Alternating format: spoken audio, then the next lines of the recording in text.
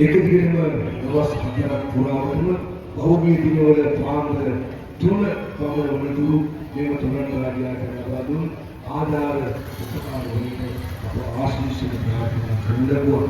ඒ නිසා මේ සෞඛ්‍ය හේතු වලට පවා කාර්ය මණ්ඩලයේ ලබන සිටින ප්‍රකාශ කරමින් ඔබ සැමට සම්මා සම්බුදු සරණම වේවායි ප්‍රාර්ථනා කරනවා. බුදුරජාණන් වහන්සේගේ ප්‍රධාන රුවරකගේ ලයිට් එක හුගිරේ මේකේ හොඳ. උන්වහන්සේගේ රූපේ කීවතාවක් මේ පුරන් රූපරාමතුලදී ඔබට දැකගත හැකිද? ලංකාවේ මේවත් බුද්ධ රූප මොලපෙන බවයි මගේ සිතුවිල්ල.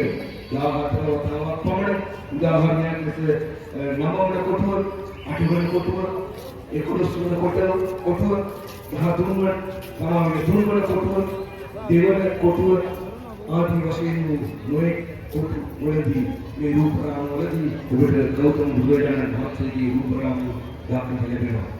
සියලු දෙනාටම මේ උතුම් සම්මා සම්බුදු සරණව ප්‍රාර්ථනා කරමින් අපට ආදාළ උපකාර කළ අයට හැකි පමණින් සුභාශිංසන ගෙනෙන්නම් මෙසේ